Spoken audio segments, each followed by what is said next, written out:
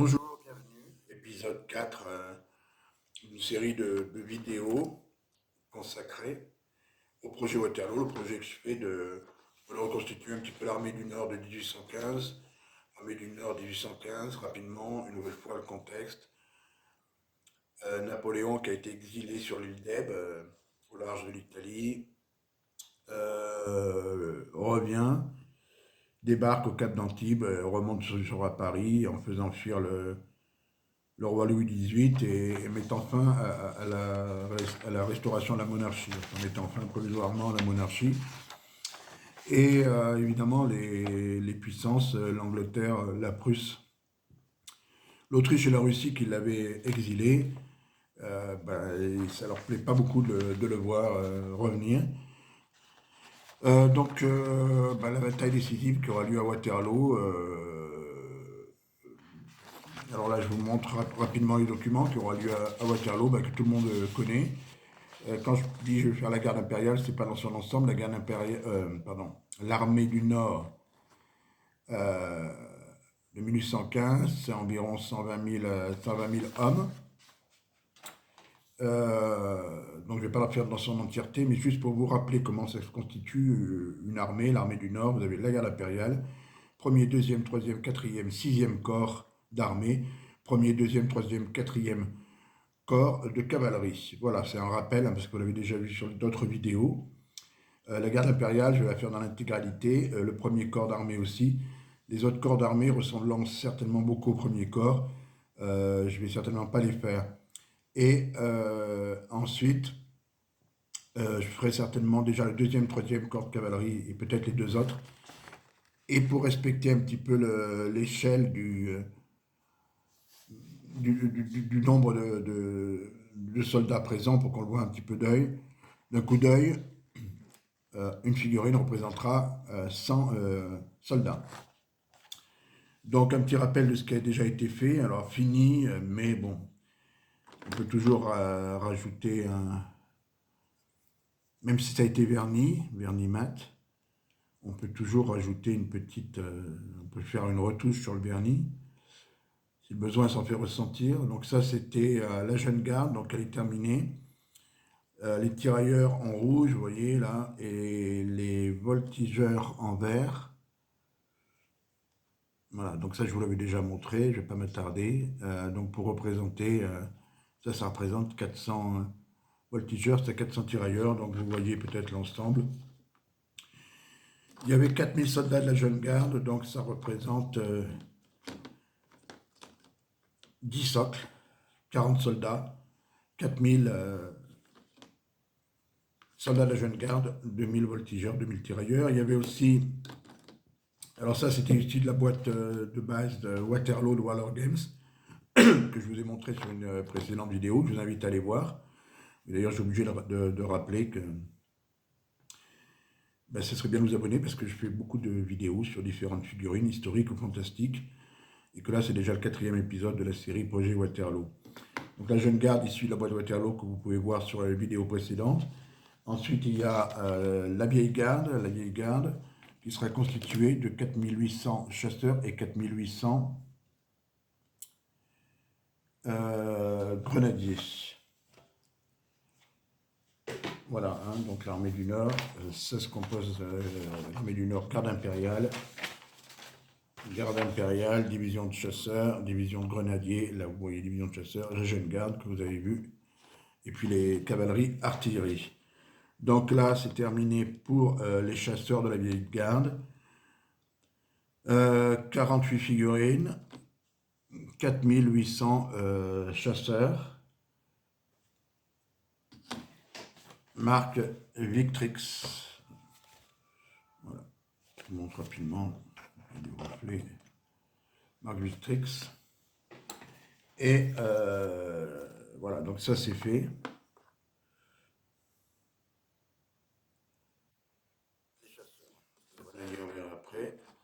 Et là, vous avez des chasseurs à cheval, qui est ici aussi le boîte Waterloo, qui sont peints. Donc là, j'en utiliserai 400 pour la garde. Et ensuite, je crois 400 pour le premier corps d'armée. Non, ceux de la garde sont comme ça. bonnet d'ours. 400 de la garde. Et après, il y aura 400, donc avec les chapkas, chasseurs de la première corps d'armée. 400 chasseurs du premier corps de cavalerie. Donc vous voyez que la garde s'est bien avancée, que je garde des chasseurs, déjà un petit peu de cavalerie, et puis ça sera bientôt complété par les grenadiers. On a vu 4800 chasseurs de la vieille garde, il y a eu également 4800 grenadiers de la vieille garde. Je vous invite à regarder la vidéo, je crois que c'est dans l'épisode 3 où vous voyez l'unboxing de cette boîte Victrix, voilà, dans la même série que la boîte Victrix des chasseurs. Donc là c'est pas peint, c'est trié. Donc ce que j'ai fait, moi, chacun un peu sa méthode. Les Victrix, c'est un petit peu compliqué quand même à monter, c'est pas comme les autres marques, mais bon, moi j'ai bien trié. Hein. À chaque casque correspond à des bustes, et puis des bras droit, bras gauche. On fait un petit peu attention à ça. Hein. Suivre un peu les instructions, le notice de montage est sur leur site, afin de voir quel bras correspond, surtout avec les armes qui sont tenues à deux mains. Donc moi j'ai trié tout ça. Voilà. Donc là, ceux-là, ils ont déjà les bras montés, donc il n'y a pas de souci. Peut-être changer de lumière, je vais voir. Donc voilà. Les bras sont montés. Mais les autres, non. Donc il fallait bien les trier dans chaque case. Là, vous avez du surplus, du rabio et les sacs à dos aussi que j'ai mis dans cette case. Voilà. Là, vous avez les tambours. Voilà, vous avez des officiers, des porte-étendards. Et là, toutes les têtes avec les bonnets d'ourson. Voilà. Donc ça, c'est pour la vieille garde. Donc là, quand c'est comme ça, bah, il faut déjà couper. Quand il y a beaucoup de montage, il faut le savoir, il faut les couper des grappes, ensuite les monter directement ou les trier, c'est un petit peu long, les sous-coucher, et ensuite on peut commencer la peinture avec les documentations qui va avec pour respecter la couleur des uniformes. Donc là, vous voyez, quand ça sera fait, la vieille garde aura bien avancé, puisqu'on a déjà de la cavalerie de chasseurs, et puis on va avoir également les hussards. Alors les hussards, oui, il y en a dans la vieille garde. Hein, donc il y a des chasseurs, il y a des hussards. Ou je dis une bêtise, oui, non, les chasseurs, c'est pas du tout pour la garde. Justement, c'est pour les corps d'armée et les corps d'infanterie. Donc à la garde, en cavalerie, il y a des chasseurs, comme on a vu, des lanciers, que je n'ai pas encore achetés, des grenadiers à cheval et des dragons. Je confonds dragons et hussards, c'est des dragons dans les gardes. Ça, des dragons, j'en ai. Je vous montrerai. Donc ça, les hussards, ce sera pour la ligne. J'ai commencé à peindre des chevaux. On va faire les tests. Donc ça sera de la speed paint. Là, j'ai commencé à faire des chevaux en noir. Il y en a également en marron. Celui-ci, ça veut dire marron plus foncé. Donc ce sera la majorité des chevaux. C'était surtout marron, même s'il y a certains corps de cavalerie où il fallait qu'ils soient tous noirs. J'ai entendu Ramus parler de ça, mais je ne me souviens plus. Je vérifie, voilà, donc là du noir. Et puis un marron clair. C'est une peinture que je viens d'acheter qui me servira pas mal parce que c'est couleur cuir. Là j'ai testé sur un cheval, donc c'est pas mal. Et ça va être une couleur, à mon avis, que j'ai beaucoup utilisé. J'ai aussi utilisé du blanc, mais finalement, bon, qui est un blanc un peu comme le gris de la sous-couche. C'est plutôt un gris très clair, mais bon, qui me servira en blanc peut-être en faisant un peu des dégradés, je ne sais pas encore. On verra sur certaines figurines fantastiques ou historiques. Donc ça, c'est en cours de réalisation encore, parce que bon, bah, c'est le principe de ces vidéos, c'est de vous montrer l'avancée des travaux, si on peut dire. Ça, voilà. Donc ça, j'ai commencé un petit peu les chevaux, et non pas les hussards, les cavaliers, c'est pas commencé encore. Voilà, c'est cela, vous l'avez déjà vu dans des ouvertures de boîte.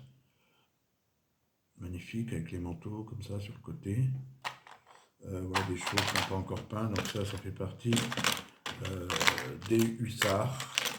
Voilà. Qui je pense seront dans le...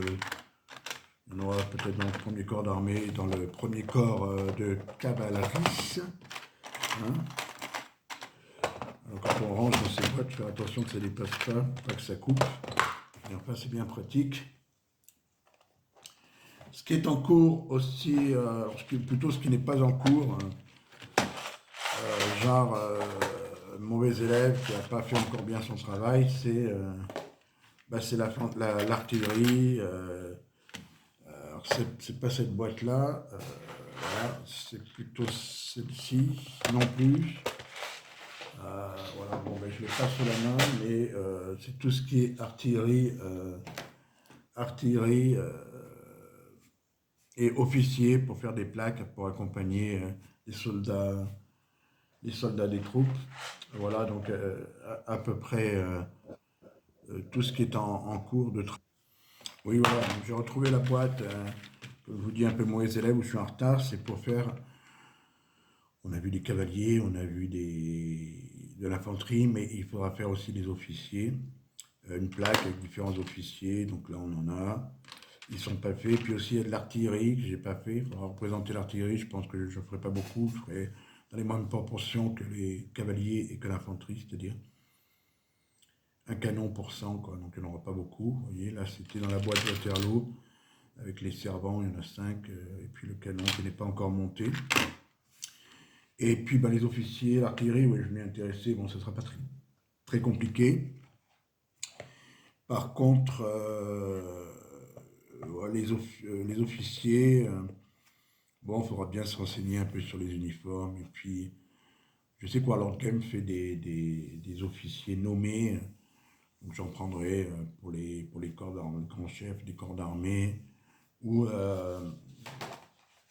et puis après des officiers plus lambda, mais je crois qu'ils vendent, hein, par exemple, le premier corps d'armée commandé par le général Drouet d'Erlon, la garde impériale Drouot, etc., corps de cavalerie, Kellerman, je crois que Kellerman, ils l'ont, par exemple, en personnage que je pourrais acheter.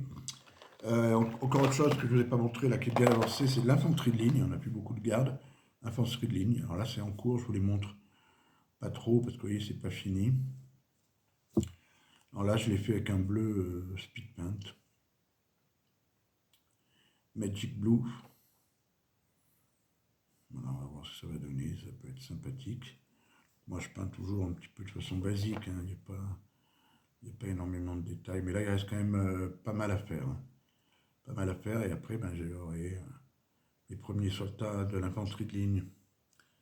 Voilà, je vous montrerai aussi, en profite hein, dans ce vlog, là, mon pinceau avec lequel je peins pratiquement tout, c'est un Kolinsky Paul de Mart, acheté chez Christophe World. Et puis aussi, là, c'est des pinceaux Action, donc il y en a, à part celui-ci, il y a une brosse Army Painter pour faire le brossage à sec. Et puis là, c'est des pinceaux Action, là, qui ne coûtent rien du tout, même pas 1 euro le pinceau, je pense. Et bien, qui font, évidemment, ils ne vont pas durer aussi longtemps qu'une Kolinsky, ils vont pas garder leur pointe aussi longtemps, mais ils sont vraiment sympas pour faire différents travaux. Voilà, il y a plusieurs. Donc après, c'est pareil, c'est bien d'avoir un bon pinceau, puis c'est bien aussi de l'économiser pour certaines choses. Et puis quand vous démarrez, de toute façon, il ne faut pas démarrer avec un pinceau trop cher parce que vous ne saurez pas l'utiliser, vous ne saurez pas l'entretenir. Il faut attendre un petit peu d'avoir l'habitude de peindre. De toute façon, pour peindre quoi que ce soit, je ne parle pas évidemment après des peintres de haut niveau qui se perfectionnent, mais pour faire du basique comme ça, des armées, il faut peindre. Voilà, il faut avoir la bonne peinture, quelques pots, pas besoin d'avoir toute la gamme. Vous pouvez faire aussi des mélanges et avoir des peintures de base. Et avoir des pinceaux, bon, un peu sympathiques au départ, mais pas trop chers. Parce qu'un pinceau, qui reste longtemps, il faut savoir l'utiliser Enfin, on reviendra dessus. Vous avez beaucoup de vidéos qui vous donnent des conseils sur l'entretien des pinceaux, allez-y.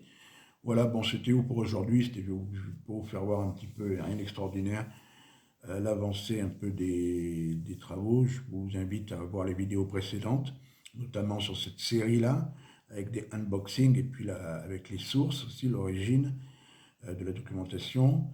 Et moi, je vous dis, mettez un petit pouce aussi si ça vous a plu, hein, ça serait sympa. Moi, je vous dis à très bientôt. Au revoir.